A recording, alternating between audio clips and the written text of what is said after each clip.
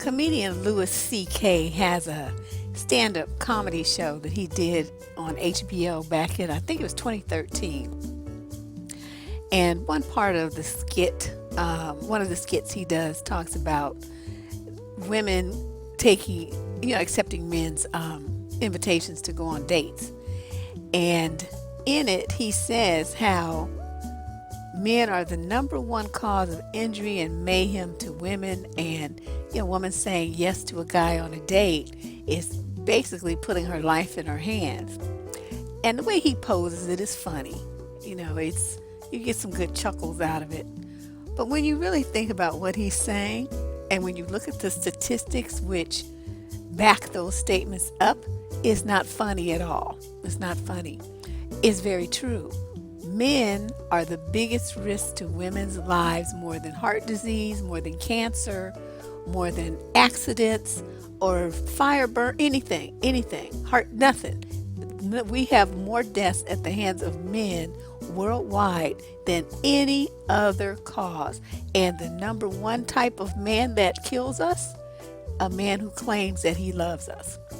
So we're going to go through this very emotional, it's a very disturbing topic. I really struggled with how I was going to present this information because I didn't want to come across as too damning to men, but as I dug deeper and deeper, it's like, I don't know what's going on. I don't have those answers for you. I cannot put my finger on what's going on in the minds of these new generations.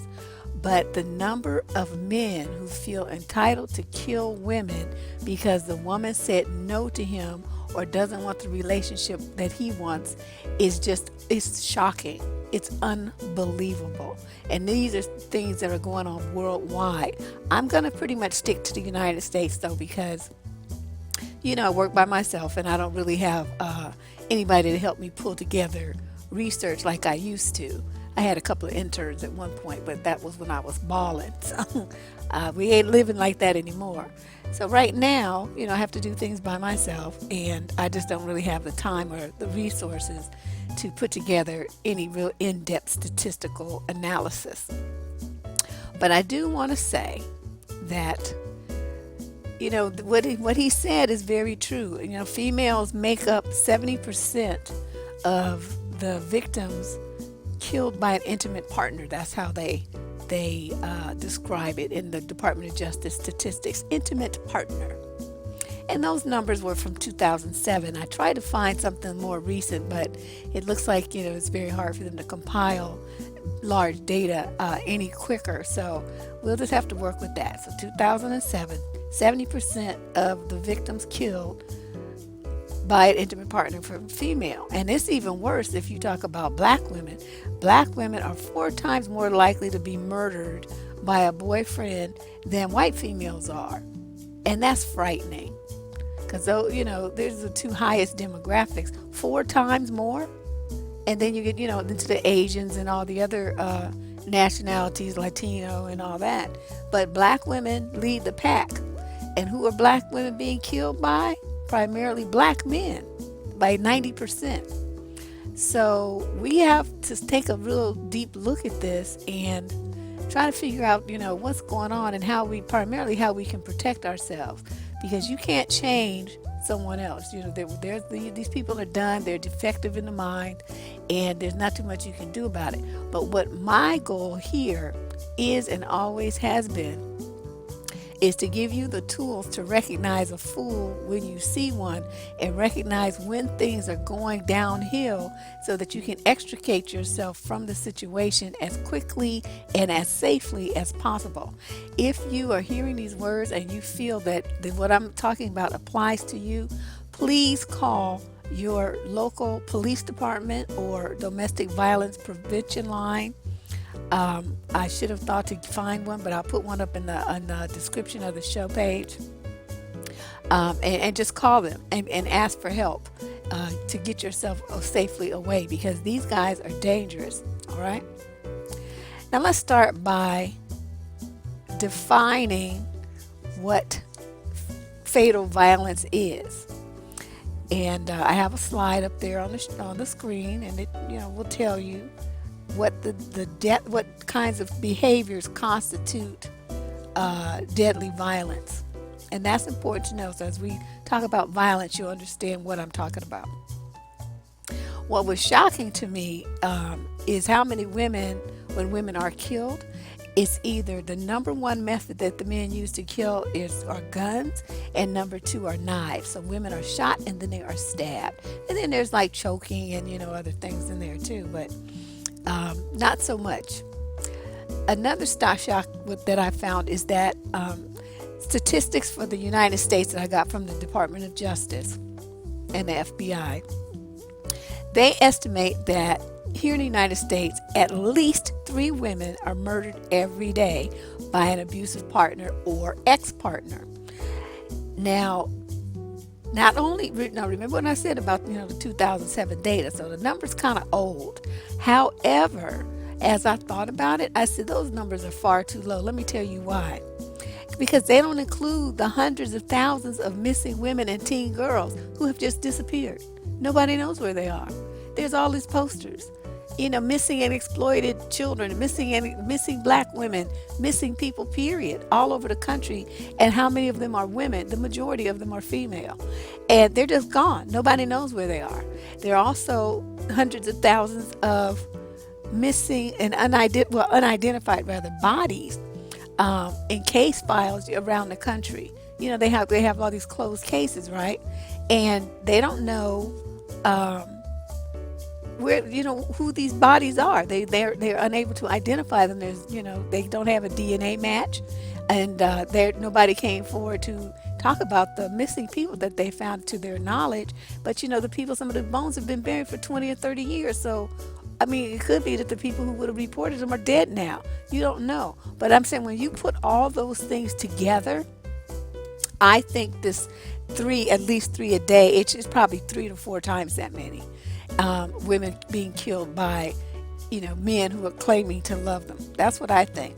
And, a lot of those cases, they have the women where women disappeared. The boyfriends, the ex-boyfriend, or exes or whatever may be suspects, but they can't be charged because there's no proof yet. They can't find any proof. And without a body, developing proof is rather difficult. So it becomes this conundrum where the women, they're just missing and no one knows where they are. One of the things that pissed me off the most too is the perception that men who kill women are somehow someone to be pitied. Read the news stories and they describe him. Oh, he was brokenhearted, he was desperate, he was lonely, he was distraught over the breakup. And what they're really doing is minimalizing his behavior and totally eradicating the woman's victimhood and the violence against her by focusing on pitying the perpetrator. You see what I mean? I flipped through these stories and each and every one was written in that way. It was so disgusting. And they'll say things like, oh, well, so it was domestic violence. Oh, the gun went off. Oh, there was a stabbing. No, this woman was killed and this woman was murdered in cold blood by this fool. That's what the headline should say. But they, for some reason, want to downplay that and give these guys all kind of cover, and I don't understand that. That was very infuriating to see. But what really is, they're not distraught. They're not, desperate in love and brokenhearted. What they are is furious that this woman that they felt that they could control and dominate for their entire life has escaped. That's what they're upset about. Then they have the attitude, you can't leave me, I own you. And if I can't have you, then nobody will. And then the drama begins. The real story, though, they always try to make it seem like, well, the guy, he was a nice guy and, he just snapped. In the vast majority of those cases, the women have endured years of threats and intimidation and bullying and harassment, controlling behaviors, physical, emotional, and verbal attacks, cheating, and, and violence. Sometimes the violence could be something like, oh, he twists her arm, he grabs her hair and pulls her around by her hair, pinches her cheeks and gets all up in her face. A lot of times it's not necessarily that the person, hauls off and knocks the shit out of you. you. They do things in other ways that's still violent and it's still threats, or punch holes in walls right by your face, that kind of stuff. So the women are intimidated and bullied. So you see a lot of these things, even if the guy does hit them, they don't report it to law enforcement. And according to this Canadian study that I read on domestic violence, a woman is beaten an average of 35 times before her first call to the police. So that means hundreds of thousands of women are suffering violence at the hands of men that they used to love, and now they want to get away from the fool, but they're scared. So even though these men treat the women poorly and with violence and cheat on them and all this stuff, they still don't want to end the relationship, and they will fly into a rage if she does. And that's when the problems start, because these dudes are just not able to let go. They just can't let go. After a woman wants to break up with them, they just really feel as they say, some kind of way about it. And this is really bad if the woman initiates the breakup, and he doesn't want it to happen. So then that's going to trigger his fool button for real, and he starts acting stupid. And so, a lot of times women think, well, he just needs some closure. He just needs time to accept it. They had to do to keep calling. He'll keep dropping by her job, dropping by her house, dropping by places where he thinks you're going to be. He keeps arguments going. He keeps trying to get you to come back. He's begging, pleading, bringing flowers, whatever. So usually that's what they do first. They try the nice approach. Then, if that doesn't work, then they start with the, following you. You see them all around the place in their car, following you where you go. They're stalking you, and they're basically threatening you. And they may do that absolutely by phone or in person, or leaving notes and things like that. Then they up the ante, right? Because you still don't want to go back. You're not really trying to be bothered because he's stupid. So then they start vandalizing your stuff. Or they escalate to physical violence. They start grabbing you on the street and beating you down. I know you've seen those videos like that. And or they start, they kill your cat, they kill your dog. They do something that they know is going to get to you and cause you misery and make you upset, because they want to, exert their power and control over you again. They may even threaten suicide, because that's a way to get you to feel sympathetic and, to see them, because you want to feel responsible for him, worried about his family and all this old shit. So you run off to see the fool, and sometimes that's the last time anybody sees you, because you're too worried about him instead of worried about yourself. And that's another trick that they use, but I'll be talking about that more later. So let's say you finally get the courage, up to leave him. And that is when your risk of death will increase, because his sense of ownership of you is directly challenged. And police and domestic violence counselors, they always talk about that the most dangerous time for a woman, in an abusive relationship is when she tries to leave. In extreme cases, the obsessiveness may progress to the point where he kidnaps or kills your kids, and they could be his kids too. He won't care, because his main goal is to hurt you. Or he resorts to murder or a murder-suicide. And that's when things are, at their extreme and at their worst. But these guys, they start losing touch with reality if they ever had a grip on it in the first place. They have moved on sometimes to other women, other relationships. Sometimes they're cheating. And that's what precipitated the breakup. I mean, you was dealing with his silliness, but then he want to cheat too. And so you're like, I'm out of here. I'm done with you. And they get so furious, because in their mind, what they do, it has nothing to do with you. So they can have another woman, but you can't. You can't have another man. They become fixated on what you're doing, where you are, who you're with, what you might be looking like, what you're enjoying, and any pleasures that you having without him. Basically, not without him, but without his permission. That's what that is. So these are some of the major conditions of risk of you getting yourself killed by one of these fools. And if he's, I'm going to be giving you, as we move through this video, which I hope I can talk fast and not have this thing be too long, but there are certain risk factors at hand that you can notice. The guy would have a propensity towards fatal violence directed at you.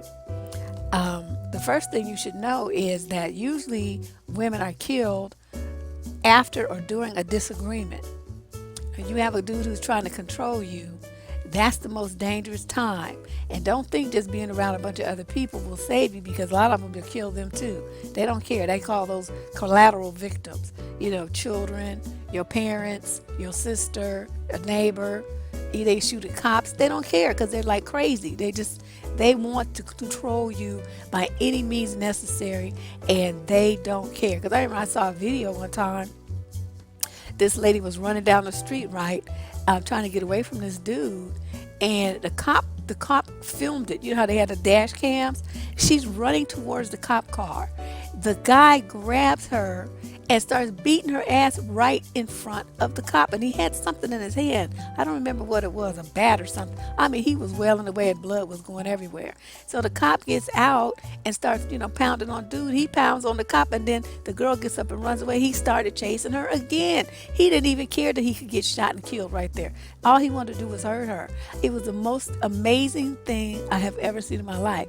And they finally did end up dropping him, with a bullet in the leg. But it was just crazy. I mean, the poor woman, she was terrified. But you should know. So anyway, let's go through these the risk issues, the major conditions of risk. If you are with a dude and he perceives you to be his whole world, that's going to be a problem. And a lot of, they'll tell you that, you baby, you my world, you my air, I can't breathe without you, I'm nothing without you, that kind of, and y'all think that shit is romantic. That shit is scary. You need to get away from that fool, because you should never be placed in a position of being any man's everything like that. That means you can never leave him. If he perceives you to be his everything, then separating from you would mean that he loses his identity. He loses himself.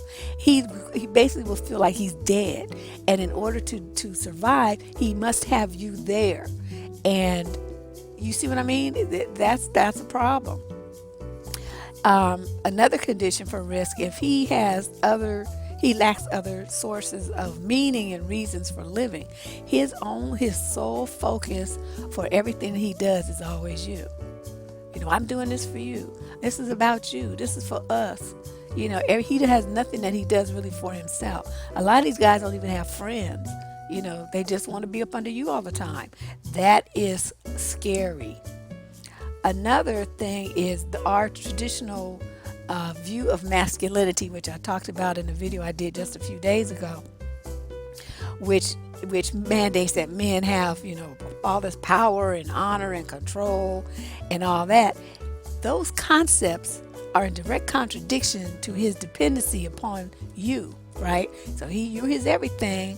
So that means he's actually powerless, and he has no control other than the control he's going to try to get over you to keep you there, so that he feels stronger than what he is. But what he really is very weak, very dependent, very needy, and very insecure. And I also talked about that in another video. Can women really emasculate men? If you haven't heard it, I suggest you listen to it first so you can get an idea. Just stop this video, listen to that one first, so you get an idea of what we're talking about and how it ties into this topic.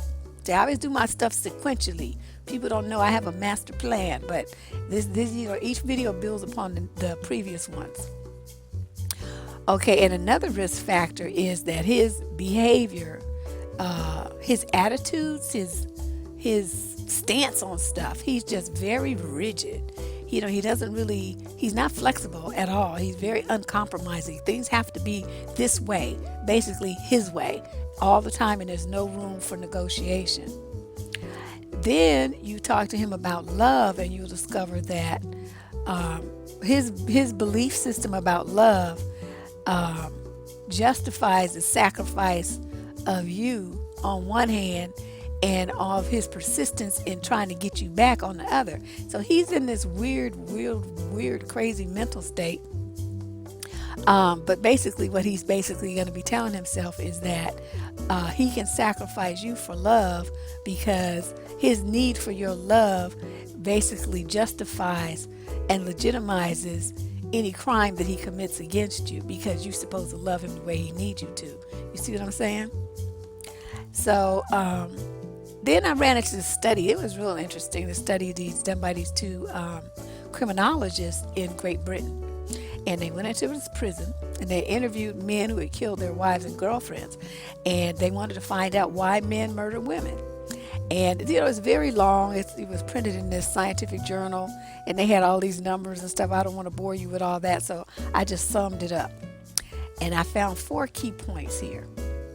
Number 1, in the vast majority of cases, men kill their partners because of sexual jealousy. We've talked about that before. He will try to get you back, but get you back to, get you to come back rather. But if that doesn't work, then he switches gears and his focus becomes on annihilation. He wants you dead. And I remember reading of this case where this woman had left her boyfriend and had been gone from him for 7 years. She met this other dude, married the other dude, and was pregnant with the other dude's baby. And her ex broke into her house and killed her because he was jealous that she was pregnant by somebody else, and he felt that she still belonged to him. 7 years later, okay? Number 2, many of the men that these scientists interviewed had problematic childhoods and adulthoods, which they defined as problems in school, dependency issues on drugs or alcohol, and most of them had a hard time keeping a job, so they, were struggling financially as well. Number 3, many of the men committed murders of children or people who tried to protect or help the victim, such as friends, relatives, new boyfriends, new husbands. This category also covers fathers who decide they don't want to pay child support, so they kill the kid, and fathers who take the kids for the weekend and kill them because he's angry at the woman, at the mama, and he wants her to suffer and be miserable the rest of her life without her babies. So see, he can't get to her, so he's going to get to the kids. And then 4, finally, they found that many of the women murdered by jealous, possessive, controlling men. The ideas of entitlement bound up with masculinity are in these cases deadly for women. And that was just so much information to read, but I summed it up for you. Hope that that's understandable. So in these cases, most of these cases, the woman of the relationship is the one who's independent, who's strong, who's stable, and the man is the one who's weak and who has the most problems. So let me talk about the stages of the development of an obsessive man. Okay, in the first part, he is, he's being Mr. Nice Guy, right? That's how they get you in the trap. He finds this woman that he thinks makes him feel important and powerful. Now, this is a problem because of the socialization that black women are getting, primarily in churches and from other older, stupid women, that your black man is your king and you need to lift him up and you need to do all this stuff, right? So you are positioning yourself by that belief system to become a murder victim. You do not build up nobody. Don't do that. He has to build himself up. Do not put yourself in the position of being a man's source of power. So you're trying to make him feel important. You're trying to make him feel powerful. You think you're doing something good, but what you're really doing is setting yourself up. So if you ever try to leave this fool, he's going to kill you. So you don't need to do that. He is going to try to get you to, he's going to be like Mr. Charming, and you're going to fall into the trap because he's going to see how easy you are to be manipulated and how good you can make him feel by all these words you be telling him. He's going to want to keep you around. Okay, so then you move to stage 2, the relationship part. He sees you as the center of his world. Now, because he's afraid of being without your center, this center, he wants to control you. He's going to control your life, what you do, where you go. He's going to fight you for control of those things. But little criticisms is how they usually start. I don't want my wife wearing that. My woman wearing that. I don't think it's appropriate for you to go there. Well, you really shouldn't do that. You're in a relationship now. So they little by little they start trying to maintain control of your world, And he could use lies, he could use money, he could use threats of losing the relationship, or even violence against you. Now, if that happens, this would be the time for you to leave. But a lot of women don't, because he apologizes. You think, oh, well, it was just one time. He didn't really hurt me that much. He was just upset. It won't happen again. And you believe him. Okay? Or sometimes you don't. And then we move to stage 3, which is the breakup. So you decide that you're done with his ass. You wanna go. He'll try to do everything possible to keep you around. If you're actually married, he'll try to delay the outcome, or go through all kind of conniptions to punish you. It might be like petty and stupid about the settlement. If you're not married, which is the majority of what we talk about on this channel, but there's a kid involved, oh my God, be prepared for the bullshit to come rolling downhill like lava, because dude is going to be using that as a tool to gain power and control. This whole men's move, father's rights movement is about that. These guys are livid that the women escape their clutches, so they get together and they want to find ways to control where she lives, how much they can call, what she can go, what she can do. I mean, it's just ridiculous how much control they try to gain to harass the woman by using the child. And then if that still doesn't work, like say maybe there is no kid, right, and you have escaped, you weren't married, so there's really no tie to him at all, this stalking begins. He's going to try to get around you. He's going to be following you, watching you, asking other people about you, spread rumors about you, posting crazy shit online about you. They have those ex-girlfriend pages where these guys post pictures and make nasty comments about their ex-girlfriends, especially if they took any naked pictures. If you did that at this day and age, you stupid. Don't let no man take naked pictures of you. What the fuck? That's just dumb as all hell. And then you break up, and then the shit is all online. Or if they can't get to you, then they're going to suddenly have all these reasons to be visiting your mama, running up to check out your brother and invite him out for drinks and all that stuff. But basically, it's just to try to get close to you and find out what you're doing. And, that is still stalking. That still counts as stalking, because they're still trying to monitor who you're with, where you are, what you're doing, and all that kind of stuff by using these more subversive techniques. Then if that doesn't work, they would ramp it up to start making threats. They will, basically all these things are being done because they're trying to figure out a way to make you come back to the relationship.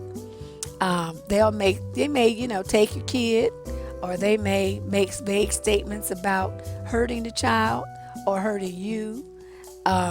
They'll do stuff like you trying to go through a doorway, right? They stand in front of it and block you so you can't escape the room, or like pin you behind the door, or pin you into a corner. And they're bigger and heavier than you, so chances of you getting by him, unless you bust his ass in the nuts or grab his nuts and squeeze as hard as you fucking can, yank down and drop to the ground holding his nuts, and watch a motherfucker let you up. Then I bet you then he'll get his act, that he'll get his act right on at that moment. And they'll yell at you and stuff.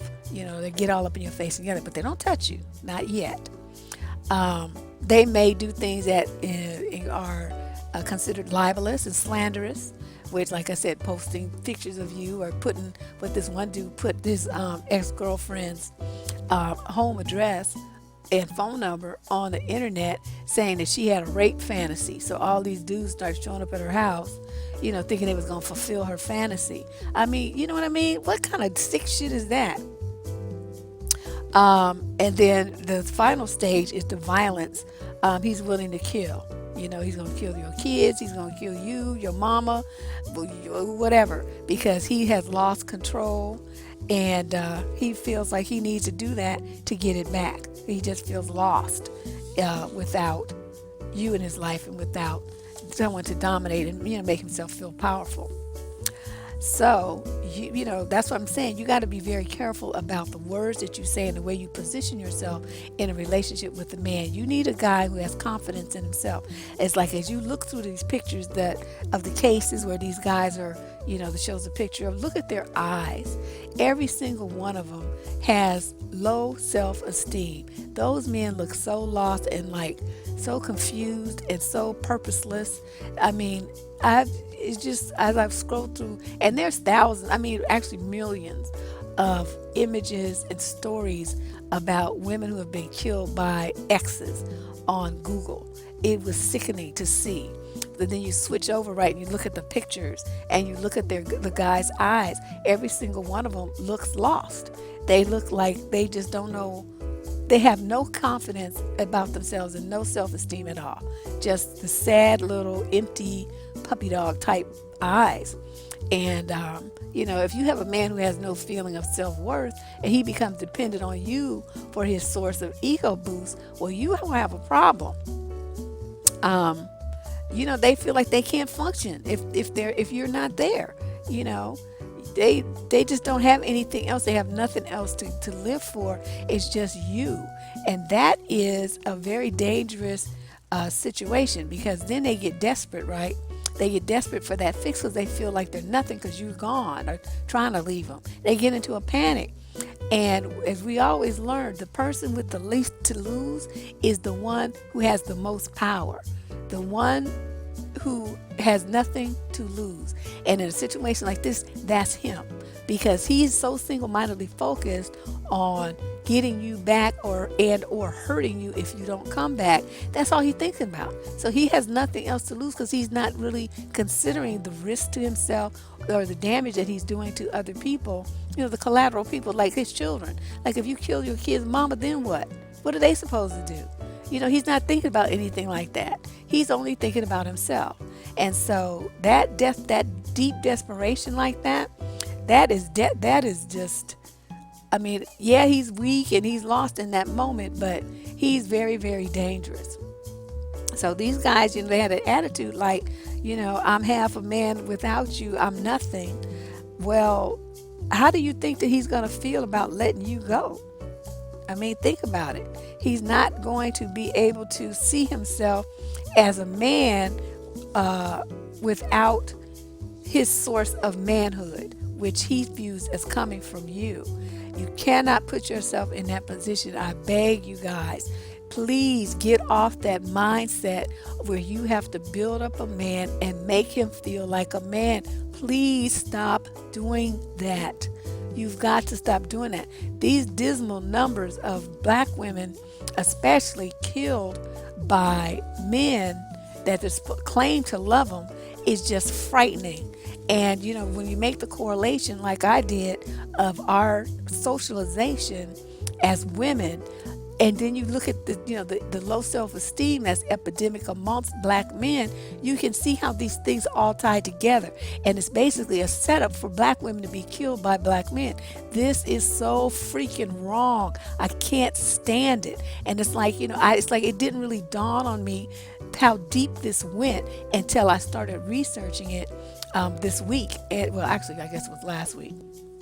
And noticed, the patterns. And it was I just got a chill down my spine. It's like, man, they be fucking us up all over the place. It's like we can't catch a break. Another thing I think that those two criminologists that did the survey, that I was talking about, the research survey, they also pointed out something that I thought was really interesting. They noticed that these men had some traits that were similar, like men who would kill women versus, say, men who would kill men. They said that they're very different. Their attitudes are very different. And I thought, well, they still killing somebody. How could it be that different? But they actually found some correlation. So I'm going to go over those with you. They found that men who kill women are less intelligent, lower IQs. I thought, that's interesting. They also found that even though they were in prison then, they tended to have fewer previous convictions than the men who commit violent acts against other men. I thought that was also interesting. So these guys, they don't really have a criminal mindset per se. They might have some, little petty stuff, but they just went from like 0 to 100, was from not really doing much of anything criminal to murdering somebody, just because of their little frail ego. And then the third thing, which I thought was the most important, was they noticed that these guys who killed women suffered from what they call cognitive impairment. Now, if you haven't studied psychology, I'm going to run this down because that's a term, it's kind of an umbrella term for a wide variety of cognitive illnesses, including dementia and, like Alzheimer's and that kind of stuff. Okay, but the main thing I think that applies here are that these guys have impaired judgment. They don't really, think about it. If you were really in your right mind and making sound judgments, how could you put somebody else in a position of being your everything and your one source of your ego food and all this old stuff? See, something's wrong there. You're not thinking right. They tend to have problem solving issues. They tend to have problems, mental issues that affect their learning, their memory, and their perception of things.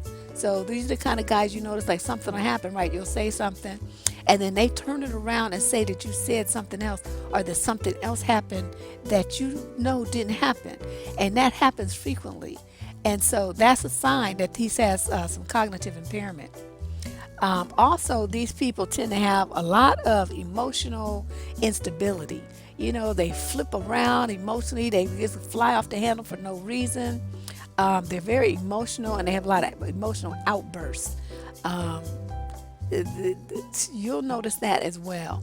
And these are all, what they felt were warning signs that the person that you're involved with has the mentality to become a woman killer. Because all the guys that they interviewed in this prison study had these traits. And so I thought that was some very, very interesting stuff. And the bottom, I remember another one that's included in cognitive impairment. People that have dulled emotions, like their emotional response to stuff is kind of inappropriate. They don't really seem to understand stuff that other people get as, joyful or sad or depressing or whatever. Their response is not what it should be. That's all I can tell you. It's really, they sometimes don't even have any emotions in a situation where they should have some. So you kind of be giving them the side eye, like, what the fuck is wrong with you? So these people with all these issues, right, they tend to not be able to hold jobs. They tend to be not really have many friends because they're these emotional outbursts and stuff. Who wants to be around that shit? And people are always flying off the handle acting a fool. And so ultimately they're in a position where they don't really function that well in society. So with all that put together, here you are in the relationship. You're like their only friend. You're the only source of ego food and reinforcement and building up and making them feel like a man and all this old stuff that they want. You're that sole source. So if he gets stupid and you need to leave him, he's going to kill you. And that is the warning from this video. There's a lot of slides here. Feel free to stop the video at any point and listen to them. Listen to them and read them. A lot of words, I know, but there's the case after case after case of women being killed by men who just would not let go, just could not move on, didn't want the women to have any kind of life without them. The very selfish creatures, very weird with a strange sense of entitlement, and then this, focus on punishing you by taking your life because you didn't want to be with them anymore. And I really do think, because I was thinking, why are this new generation like this? What happened? And then I think a lot of it has to do with the fact that so many of our young men are growing up without fathers. They don't have any male role model. They don't have anybody to teach them how to manage their emotions and how to, quote, be a man. And even though our society is like, well, we shouldn't keep boys from displaying emotion. They need the fuck we shouldn't. It's like you can't be like walking around here whining and crying like a little bitch. That doesn't work. You're not a man if you're doing that kind of stuff. And so these guys that y'all are encouraging to cry and show emotions and shit, nobody wants to be bothered with their asses. So by the time they get a woman, she gets herself in a situation like this. So there has to be a balance. I mean, yeah, you can cry if it's a funeral, your mama died, your baby just got born. There's certain situations where you can cry. Otherwise, you don't cry because you're a man. Don't be doing that shit. Nobody want to see your crocodile tears looking like a fool. And then, since there's no men around, right, these boys are being raised up by women. They're adopting female behavior patterns of emotionality and, crying and pleading and wheedling and doing the kind of stuff that women do to try to, placate men. That's what they do. And it's like, so we have a bunch of bitch boys walking around here, and then like a toddler, because they haven't matured, when they don't get what they want, when their toy wants to go away and play with somebody else, they get upset. And instead of just moving on and getting a different toy, they want to hunt that toy down and kill it. And that's essentially what we have here as a society of young men who are nothing but babies with extremely low self-esteem, no confidence in themselves as men because nobody ever taught them how to be one. And, here they are trying to have relationships with women and doing a piss poor job of it. So when the woman wants to leave, they have nothing to replace her. And then, they just feel lost and confused and they want to kill her. And that is my analysis of this situation. I'm certainly welcoming any comments that you may have, any insights you may have on this topic. It is a very real one. It is a very dangerous one, affecting hundreds of thousands of women. And I think that, you have teenage daughters, you have young women in your family. Keep an eye on them. Let them know about these kind of behavior patterns, and you look for them yourself in the men in your family and the men that come into your life.